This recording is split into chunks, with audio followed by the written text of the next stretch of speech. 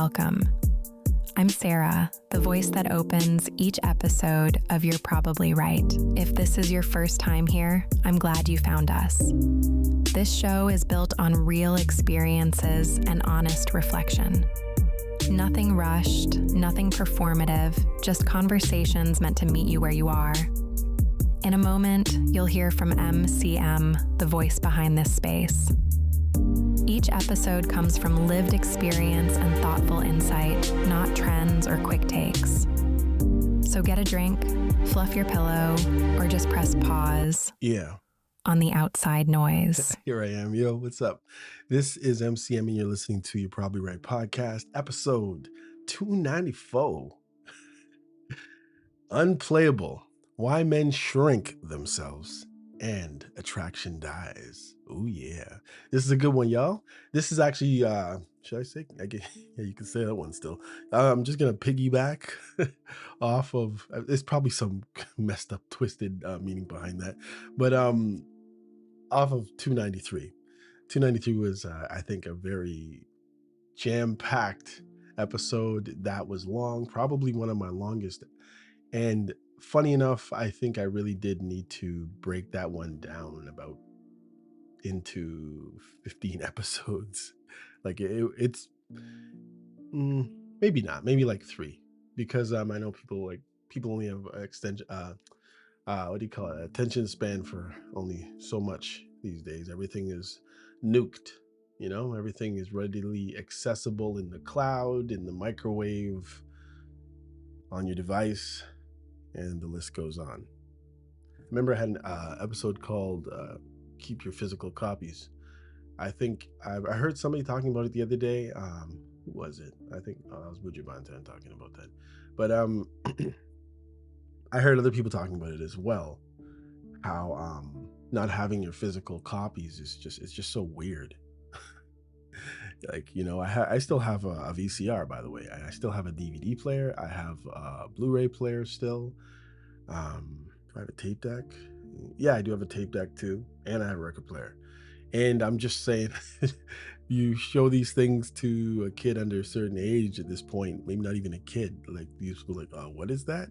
Is that a phonograph or 8-track? Or I heard about these things. I saw them in a movie once. Anyhow. The unplayable. Why men shrink themselves. Listen, have you ever watched a man start out as himself? Confident, funny, like me, grounded, kind, sharp, and then slowly, almost quietly, turn into a version of himself that feels muted. Well, have you? Like someone took the volume down on his personality. You remember that movie Click? Adam Sandler movie, guys. Like he's still there, but not fully there. And nobody calls it what it is because it's not a scandal. It's not cheating. It's not some dramatic blow up. It is something slower. It is a man shrinking inside of a relationship. And the reason this matters is because this is not rare. This is common. It happens in dating. It happens in marriage. It happens in long-term relationships. A man starts out being, Clark Kent with Superman tendencies, meaning he is responsible, he is thoughtful, he is competent and steady. But he also has a backbone. He has an edge, leadership, and a quiet power. And then once he attaches himself, once he feels like he might lose her, let's say in a relationship, obviously, he starts editing himself. Not to be evil, not to be fake, but to survive.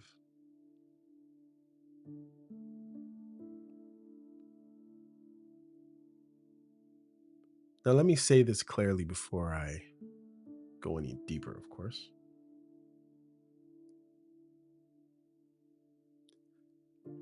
Nothing I'm about to say is a hard, fast rule, they say, right? People are complex. There are always gray areas. There are couples where stress, health, hormones, grief, parenting, trauma, and mental load change intimacy and connection. There are good women who never weaponize anything, and there are good men who still shrink because they never learned how to hold their frame, they say. So, if you're listening, do not use this as a hammer to beat down your partner. Lord knows I hate that idea. It's happened to me before. Some new information. I got new information for you. You know what I mean. Use it as a mirror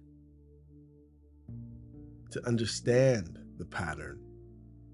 Even see the part that you possibly could play or are playing in that pattern. This episode isn't about crazy relationships, really. It is for, I say, men and women. Because you need to hear how you become playable. Women, because you need to hear how the environment you create can train a man to become agreeable, fearful, performative, and then you end up bored, irritated, and turned off, and wondering why that man you liked in the beginning feels like a different person now. Right. That's why I got right into this one, because I know there's a lot of people who know what I'm saying. This is not about blaming women. It's about naming the mechanics so both sides can stop this cycle. And I'm calling this episode Unplayable for a reason. Because in modern talk, people use the word NPC like it means mindless drone or purposeless zombie. Someone who just follows the crowd. But in a video game, an NPC is not playable. The player can interact with the NPC, but the player cannot control the NPC. The NPC has programming, purpose, direction. The NPC does not collapse into the player mode. It keeps moving. In relationships, the man who keeps his purpose, his code, and his backbone becomes unplayable. Not cold, not cruel, not arrogant, but unsteerable by manipulation. And that is where attraction survives and lives and thrives. First of all, what men do at the start and what changes later. I want to start with something really simple, because most men have lived this and most women have felt it. A man is often at his most attractive when he's not afraid. When he is not afraid of losing access. When he is not afraid of consequences. When he's not managing a relationship. When he's not walking on eggshells. At the start, he's relaxed. He jokes, he teases, he speaks plainly, he disagrees without a panic. He's present. He's himself. He's not auditioning. And a lot of women respond to that in the first place. They feel the steadiness, they feel the confidence, they feel like he's not trying to buy approval or trick anybody. They feel like he has a center. Now, something changes when the stakes rise. once intimacy is in the picture, once attachment is there, once he is emotionally invested, once he feels the responsibility and the possibility of losing her, that is when he starts editing himself. I'm sure some can look back in their life and see that. He thinks he's being wise. He thinks he's being mature. He thinks he's protecting the relationship. So he softens opinions. He avoids conflict. He gives more than he actually wants to give or sometimes has to give. He stops calling things out. He becomes agreeable, not because he agrees though, but because he's afraid. And here's the part that hurts. A lot of men do not realize that this is where attraction begins to die. It's like they're shooting themselves in the own foot. Not because women hate kindness. Women do not hate kindness. Not because women want men or a man to be rude. Most women do not want that. But because women can feel the fear underneath the performance. They can feel when a man is managing. They can feel when his yes is not a true yes. They can feel when he's bargaining for peace. And bargaining is not leadership. Bargaining is not confidence. See how that works?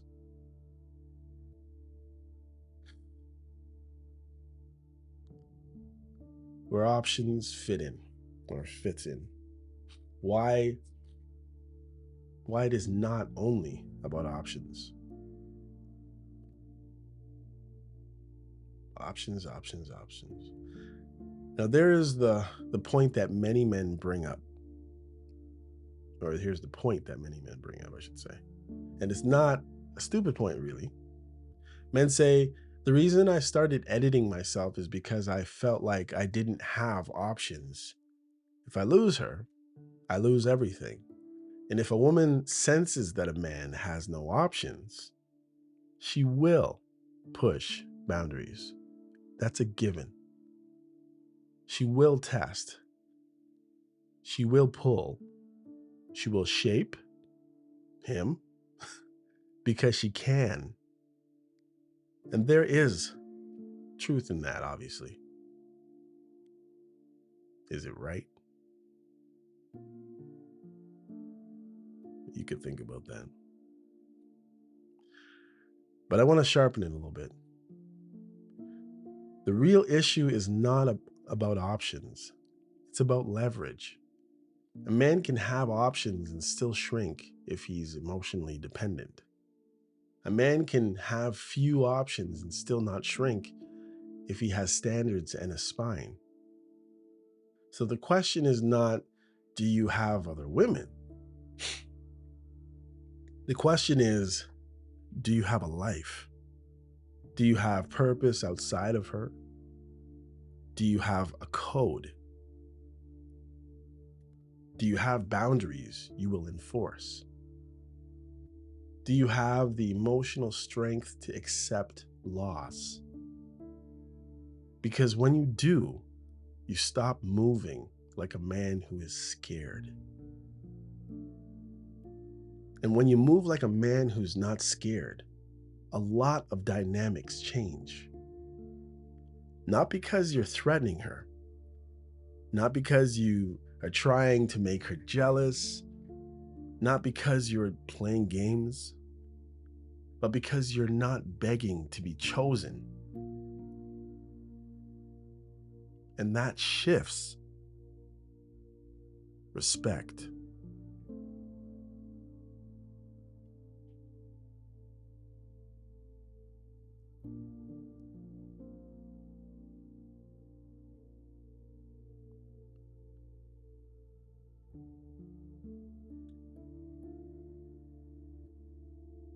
Grief, trauma, bonds, and how that, I want to just talk about that for a sec, I think. Let me add this layer.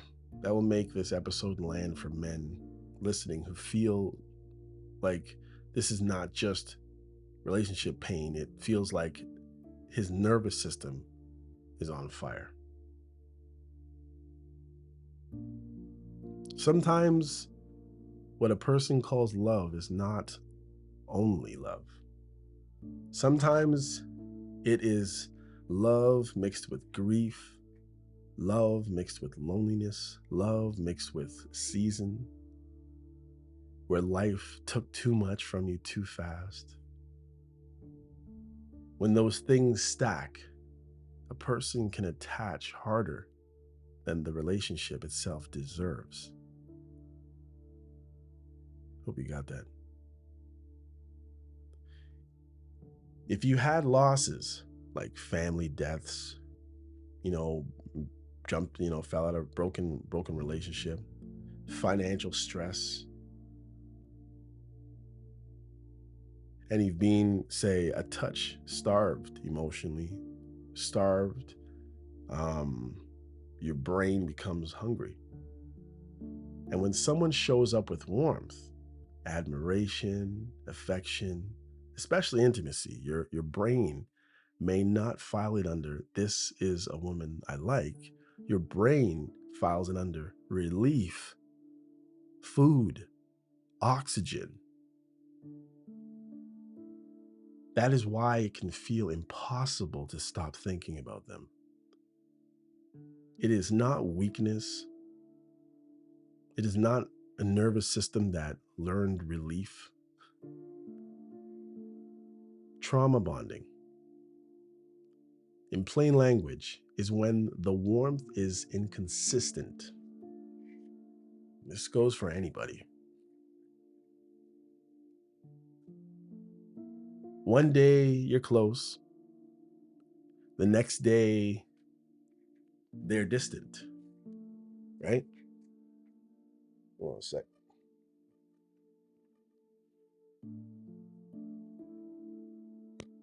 Oops, sorry guys. One day you feel chosen. The next day you feel invisible. The closeness comes and then it disappears. Then it returns. The inconsistency creates a chase loop.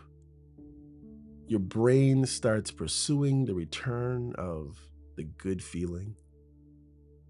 You replay texts. Ever done that? You replay memories, videos, songs, messages. You search for signs.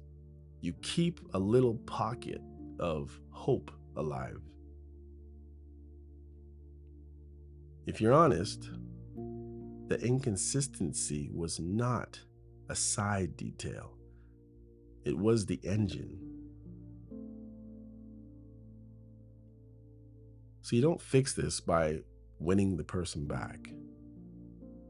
You fix it by stabilizing your nervous system and rebuilding your boundaries.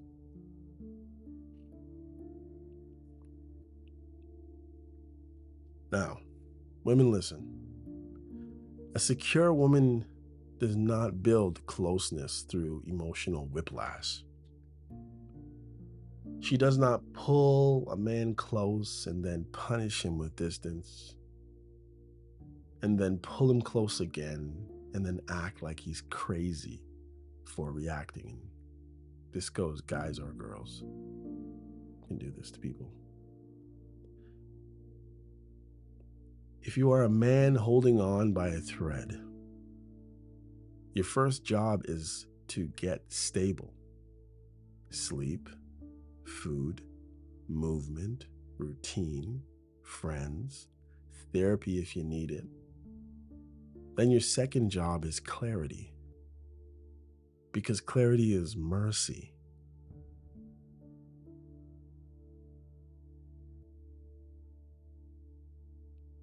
Okay, this is what I'm sure many people are probably thinking of in this situation, but here it goes. How intimacy becomes leverage and why nobody wants to say it. Now we have to talk about the ugly part. Because people avoid this. And it's one of the main reasons relationships become roommate situations. Some couples develop a reward and a punishment cycle around intimacy. And I'm going to be careful here, of course, because I'm not claiming this is always intentional. And I'm not claiming this is only women. But in a regular relationship, it often looks like this. When he's in the good graces, she's warm. When he disappoints her, she gets cold. When she gets cold, intimacy drops. When intimacy drops, he panics. When he panics, he overgives. When he overgives, she respects him less. When she respects him less, desire drops. And now they are trapped. Sometimes it is said out loud, if you do not do this, there will be none of that. Get it? Sometimes it's not said, but it's felt. The distance, the dry spell, the sticky wicket, a rough patch, the mood, the silent punishment. Then, when he complies, warmth returns. This is how a man becomes trainable. Not because he's weak, but because he's attached. And for many men, intimacy is not just sex, women. It is reassurance. It is belonging. It is the proof he is still wanted. He is still the man, your man. It is proof he is not being pushed out of the bond. So when intimacy becomes leverage, a man stops being a husband and becomes a performer. He starts living to avoid punishment, the couch, the doghouse. And when a man starts living that way, he's not leading, he's just reacting. Just trying to keep his head above water. What women experience on the other side, though. Now, I want women listening to hear this part, because if you are still here and you're honest, you have felt this. A man becomes overly nice. He becomes too agreeable. He becomes too careful. He becomes too eager to smooth over everything, leave nothing unturned and no rough edges anywhere. And it doesn't feel like safety. It feels like pressure. Because you can sense that if you are not okay, he will collapse.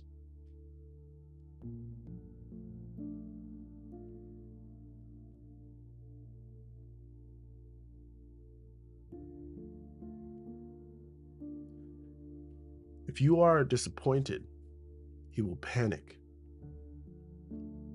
If you are annoyed, he will overcompensate.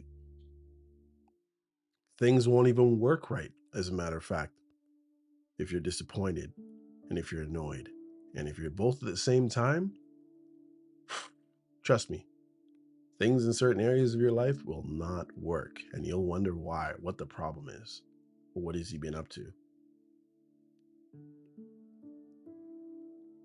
A lot of women do not know how to name it. So they just say,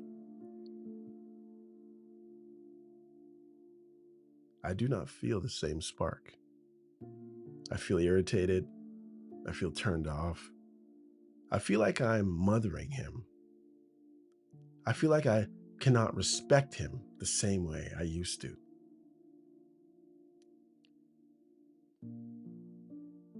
And men hear that and they think, I am being over loving, I am being consistent, I am being helpful beyond I've ever been in my whole life to anyone. Why is this happening? Because the issue isn't help. The issue is the fear underneath the help. The kindness with backbone feels attractive. Kindness with fear feels weak.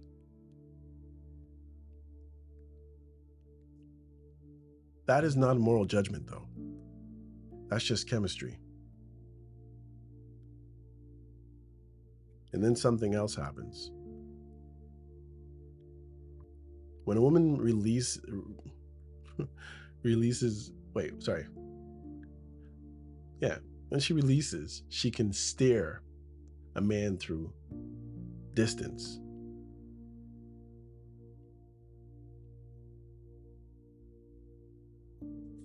When she releases.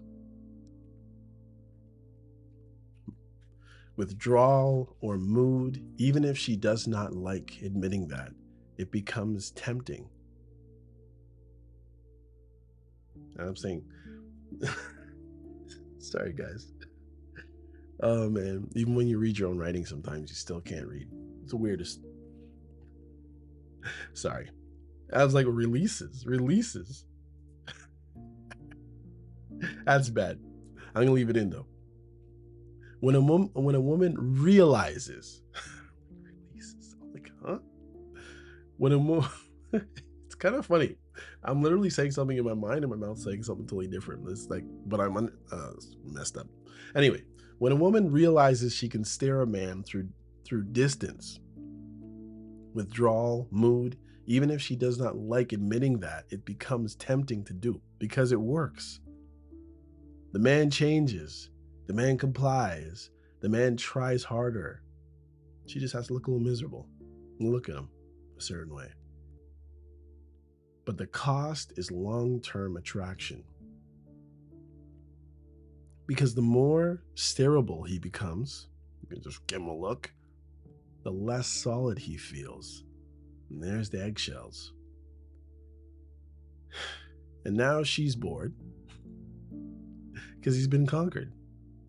And now he's resentful because he knows what's happening to him. Or what's happened. And that's the roommate trap. How to become your wife's roommate. Maybe I should have called it that. The Clark Kent problem. Being good, but losing the edge. This is where I want to bring back the Clark Kent and Superman idea, guys. Clark Kent isn't weak. Why, just because he puts on a suit, all of a sudden he's weak? Clark Kent is responsible, he's thoughtful, he's calm, he's competent, he handles life, he shows up, he's steady. Superman tendencies are backbone. Decisiveness, presence, leadership, protectiveness, sexual confidence, and the willingness to hold a line. A lot of men think they must pick one. They think they must be either the nice guy or the beast. That's nonsense. The sweet spot is Clark Kent with Superman tendencies. Meaning you're kind, but you're not manageable. You're loving, but not steerable. You're helpful, but not programmable. You are emotionally present, but you do not fold under pressure. Where men fail is they take the Clark Kent part and remove the Superman tendencies. They become a good man with no teeth. A man with no teeth eventually gets treated like he can't bite. Get it? Even if he never wanted to bite in the first place.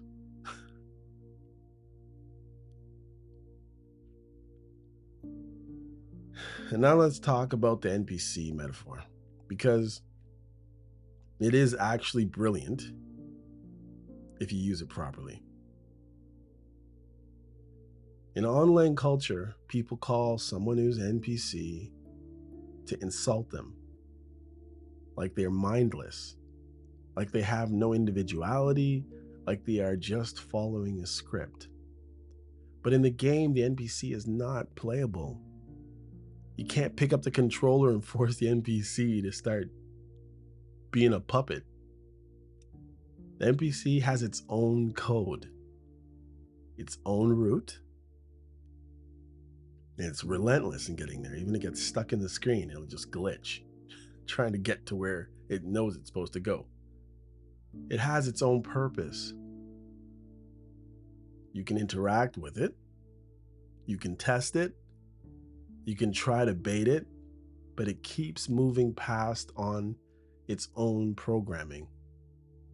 In relationships, the man who becomes playable is the man who loses his programming. His programming becomes her mood. His route becomes her approval. His purpose becomes staying in good graces. So he's controlled. Not always by her, sometimes by his own fear, but controlled either way. Unplayable is not rude. Unplayable is not cold. Unplayable is not abusive. Unplayable means you cannot be steered by manipulation. You cannot be trained with silence. You can't be shaped with intimacy, withdrawal. You cannot be bullied with mood. You cannot be controlled by fear. Because you have a purpose, you have a code, and you are willing to lose someone who only likes you when you're manageable. Bye. So let's talk about the roommate rule.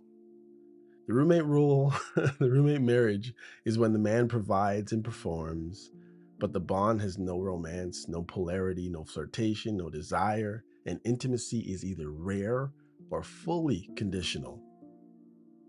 And men end up there for a few reasons. They stop dating their wives, but not because they don't care, because they feel rejected and stop trying. Work. They overfunction in chores, logistics, thinking that will earn desire, cooking every meal, doing his own laundry, doing her laundry, vacuuming, cleaning, gassing up the cars, putting windshield washer in the what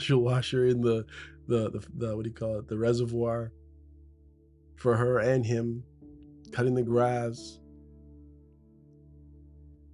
even picking out a place to eat, over gifting on birthdays and Valentine's and Christmas, just thinking that something he does will turn a switch on. They avoid conflict, so resentment builds quietly. They become predictable in bad ways, meaning no edge, no leadership, no polarity. They accept, and I won't even say it. They accept disrespect in small doses, and those small doses add up. They become emotionally dependent, so they can't hold barriers and boundaries. They treat intimacy like a reward, so the relationship becomes transactional. And now the woman feels like she is living with a helper, not a husband. And the man feels like he's living with a boss, not a wife. And that is the roommate trap.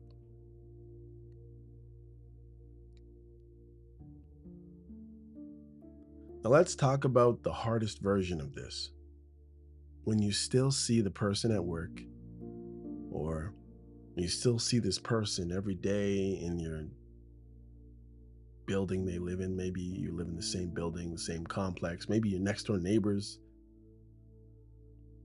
Maybe you have to drop your kids off to the same school every day. Maybe you do work together.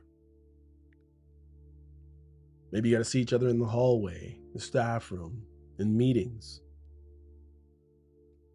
This is where a lot of men relapse. Not because they're chasing, but because they're exposed. A smile, a nickname, a joke, a touch on the arm, and the man starts thinking, maybe this is the comeback. Let me say it plainly. In a club, maybe a church, maybe a workplace entanglement, friendly dose does not equal future. Friendly often equals, I want this to stay smooth. Friendly, and friendly can also equal, I want access without responsibility. So you cannot run your heart on friendly. You run your heart on patterns. Here's the protocol. Simple, and it protects your dignity.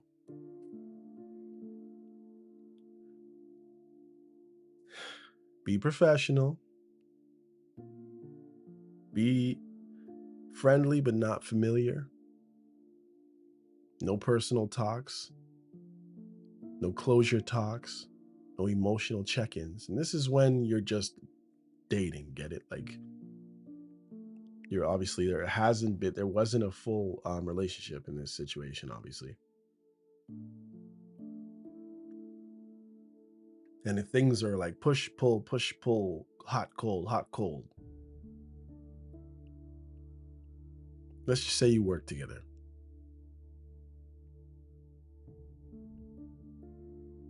But everything is strained and weird, and everything's called off for whatever reason.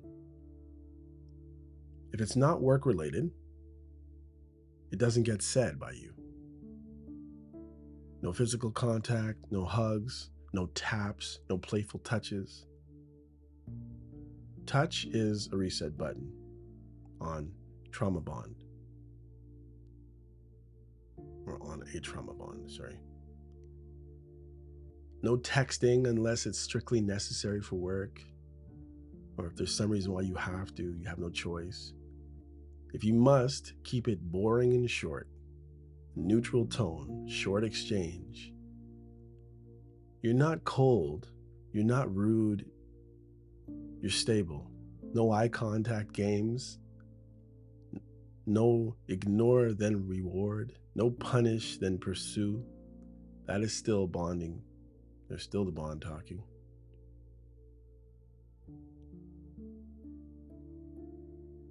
So you're in the situation and it's ended, but for whatever reason, you have to see the person every day. For wherever you are, wherever you do, maybe you're in a club, maybe you're in a training facility and you're both becoming police officers and you now everything's gone shot to, you know what? Maybe you're at work. Here's a few scripts so you can help yourself. Improvise your emotional dealings, I guess. But if you're in the hallway, morning, you just morning, have a good day. If it's a work question script, got it, I'll handle that. If there's a personal probe, you could say, I'm good, just focused on work today. Change the subject. Then you just redirect yourself and go back to whatever it is you're supposed to be doing and leave. Your closure, I'm trying to say, and I know I haven't said it in a perfect way here, guys. Your closure is your behavior when you're ending things. If things have not gone right and you just turned into a sap and you're not married,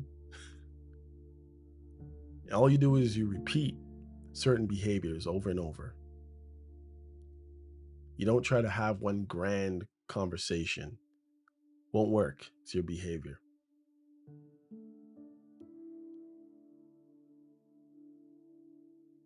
So how do I get out of being a playable character? If that last stuff is probably beyond you, I'm going to give you step by step.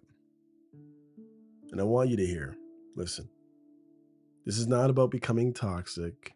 This is not about becoming cruel. This is not about trying to dominate a woman or a man. This is about a man or a woman returning to themselves. First of all, tell the truth about your position. Say it out loud to yourself. I have been performing. I have been editing. I have been afraid. In many cases, you've been afraid of having something that you barely have. I have been trying not to lose, not trying to win. I've been trading my spine for peace. If I cannot name it, can't change it.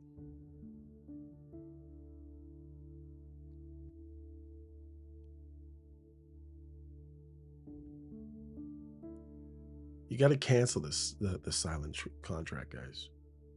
Most men in this trap are living by an unspoken deal. If I do enough, she will be warm. If I stay agreeable, I will get intimacy. If I avoid conflict, I will keep access. That's not love, that's fear. Cancel that contract, man. Stop doing things purely to purchase mood or purchase sex. Next, pull back over giving.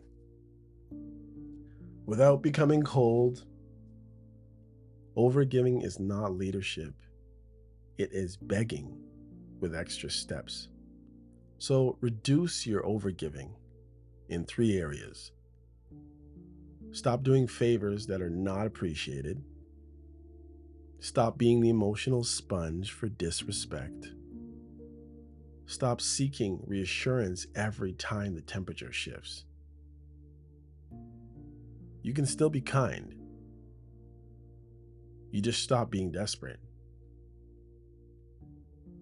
Rebuild your life outside the relationship. This is not a threat, this is health. Put structure in your life.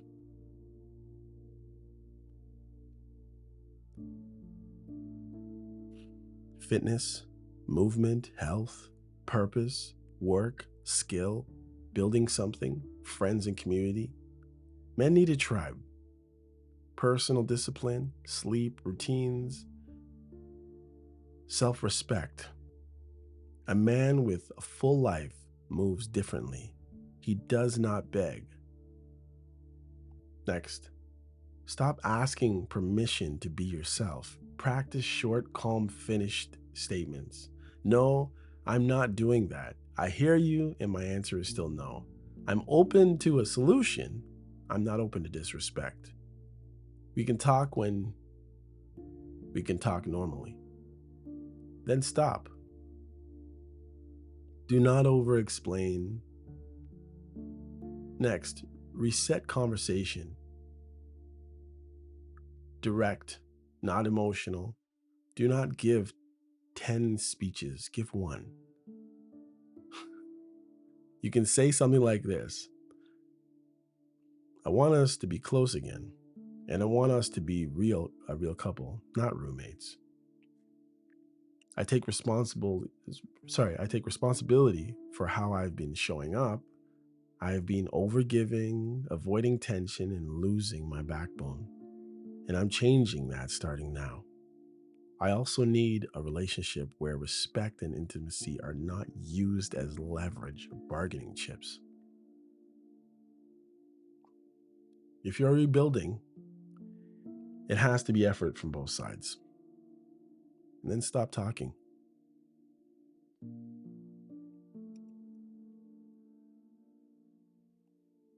And let it land. Next, set a standard. for respect. When disrespect shows up, do not lecture. Correct it calmly. Like, don't speak to me like that. If you want to talk with respect. If not, we will talk later. Then remove yourself from the situation. Consistency is more powerful than argument. Stop being trainable through withdrawal. This one is big. If she withdraws warmth to stare you, don't panic. Don't overgive, don't chase, don't plead. Stay calm, stay respectful, stay busy. If she comes back warm, receive it. But don't reward the cycle by acting like you were dying without it.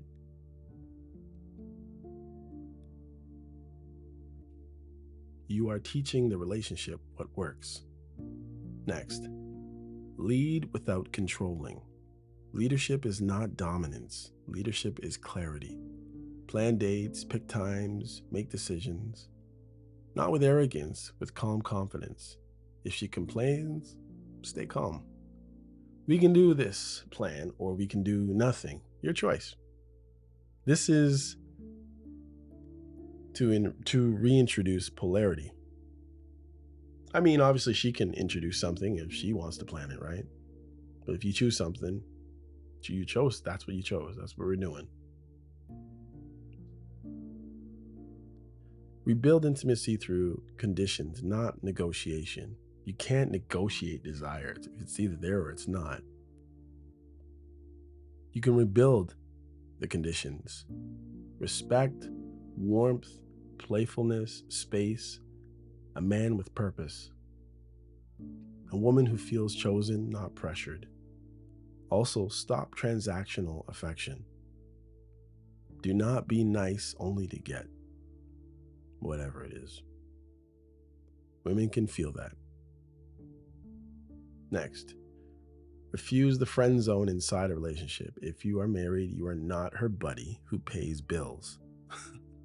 So name the reality. I want a romantic, intimate marriage. If you want that too, we can build it. If you do not want it, we need to be honest about what this is, at least. That's not drama. That's just stretching out for clarity. Or alignment. These words, right? Set a timeline and evaluate. With timelines, without them, you waste time. Give it 8 to 12 weeks of consistent change, then evaluate. Are we improving in respect? Are we improving in warmth? Are we improving in intimacy? Are we repairing conflict better? Do I feel like a husband again? Yeah. If nothing moves, you don't need to keep pretending. You can explore counseling, a structured repair, or hard decisions.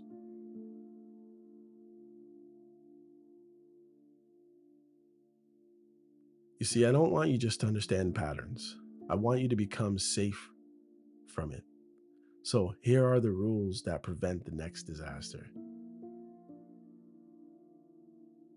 For you who are out there in these streets, no undefined relationships. If there is intimacy, there must be clarity. At the very least, you might as well be getting married. That's gonna happen. Just being straight up. But you have to be clear of what you're doing, where this is going. None of this open, friendly, benefit friends situations and blah blah blah. Exclusivity, intention, expectation, respect. If you cannot talk about that, you are not ready for the bed for sure. Because sex without structure is the fastest way to lose yourself. Gifts do not buy security. Money transfers, devices, clothing, rescue pending. That's not love, that's bargaining. The rule is simple. No financial giving unless the relationship is defined, reciprocal, and consistent. Watch behavior, not words. Secure people are consistent. Inconsistent people talk beautifully and behave randomly. Stop being impressed by talk. Judge what repeats. If you feel addicted, slow down. If you're checking your phone, replaying messages, losing sleep, that is a sign of instability, not destiny. Keep your life full. Men become playable when the relationship becomes the whole world. Keep your routines, your gym, your work goals, friendships, parenting structure, your faith if you have it, your hobbies. If you have a pattern of a workplace attachment,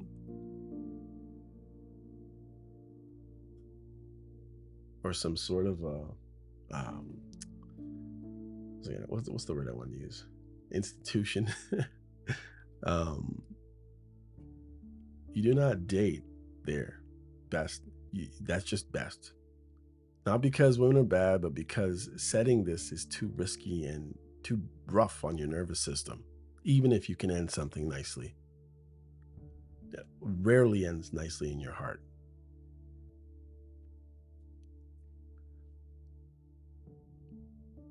Now, women, hear your side, because a secure woman does not break a man who is already holding on by a thread. She does not use intimacy as a steering wheel. If she's upset, she communicates. She does not reward anxiety, then shame it. She doesn't pull a man close when she wants attention, then calls him needy for reacting. She is clear. If she does not want a relationship, she does not accept husband-level treatment or boyfriend-level treatment at all. She respects boundaries. If a man says he cannot do friendship with sexual history or with the sexual history that you have, she does not hover for access. She chooses respect over control. She wants partnership, not leverage. If you're a man listening, the point is not to become cold. The point is to become unplayable. The healthy way, kind, loving, steady, with code that cannot be pushed around by reward or punishment.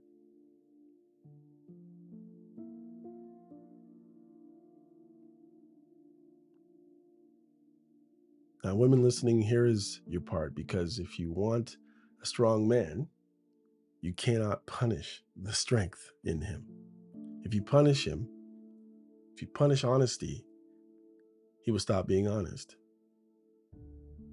If you reward compliance, he will become compliant. If you use distance as a steering wheel, you will get short-term control and long-term boredom.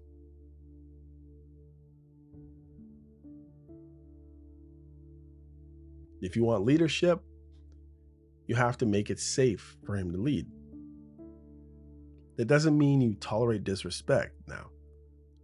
It means you do not train him to fear you. I looked at him and then he did exactly what I said, what I wanted him to do. If you want intimacy, you can't use intimacy as punishment. If you want romance, you can't treat him like an employee. If you want polarity, you can't shame the man every time he has a backbone and says no or decides to do something his way without consulting you. Because you will end up with a man who is easy to control and impossible to desire. If that's what you want, then you know what to do. Listen, so let's close this with something simple and honest. A lot of men do not lose their relationships all at once. They lose themselves first. They start editing, performing, overgiving, and walking on eggshells, not because they're bad, but because they're afraid. Afraid of losing access, afraid of conflict, afraid of being alone. And fear turns a man into someone who can be stared. Some women contribute to this cycle by using warmth, distance, mood, intimacy as leverage. Sometimes consciously, sometimes unconsciously. It works in the short term, but it kills attraction in the long term because it trains a man to manage, not lead. And it trains a woman to control, not connect. Nothing's natural. Yeah. The solution isn't being rude. The solution isn't becoming a bully. The solution is a man returning to himself, Clark Kent with the Superman tendencies. Kind, competent, warm, but not manageable. Loving, but not steerable. Present, but not programmable. That is why I use the word unplayable. Not as an insult, but as a standard. In a game, an NPC is not controlled by anybody because it has a code, a purpose, a direction. In life, a man becomes unplayable when he stops being driven by fear and starts being driven by principles, purpose, and self-respect. When he refuses to be trained by reward and punishment, when he chooses love but does not purchase love with self-betrayal. If this episode hit you, don't turn it into a lecture for your partner, guys. Turn it into a mirror for yourself. Fix your code. It's about you. It's not about them. Hey, sit down, listen to this. Not that you shouldn't say that, but you can't present it in a way that you need to change these 15 things. You understand? You got to look at it for yourself, and they have to look at it for themselves. Rebuild your center. Stop performing. Stop shrinking. And if you are with someone who is truly valuing you, the relationship will either rise to that standard or it will reveal it never could. Either way, you'll finally be free.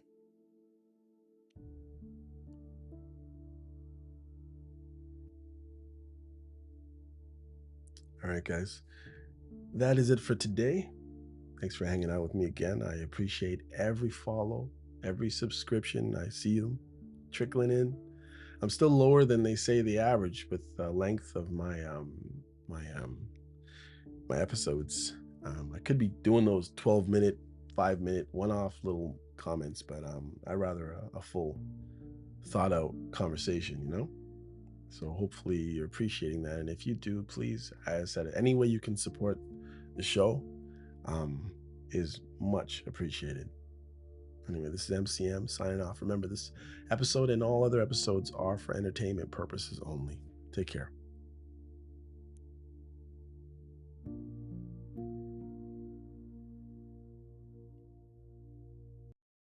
Hey, come check out You Probably Right podcast.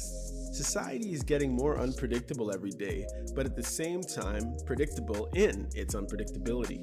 Say that 4 times real fast. Come with me as I attempt to find clarity in all the fog while staying way outside the box and kicking the box way down the road with my size 12 dogs. I use the Bible, experience, education, fortune, misfortune, life's lessons, life's mistakes to sort through all the mess. I talk about news, God, God, self-help, sports, sickness, health, music, parenting, love, humbleness, hurt, pain, joy, and all the things that might make you say, I never thought of it that way. Hopefully, anyway. Also, I take a stab at answering tough and not so tough questions, and all the while, understand that, listen, sometimes you end up in the hot seat and there's no thermostat. Well, that's how it is here. And because there's no topic, very few topics off the table, Torontonians will understand that Doug Ford reference there. Hopefully the podcast will be helpful and uplifting. And hey, maybe you'll find your own private Idaho here somewhere. Hope to see you soon.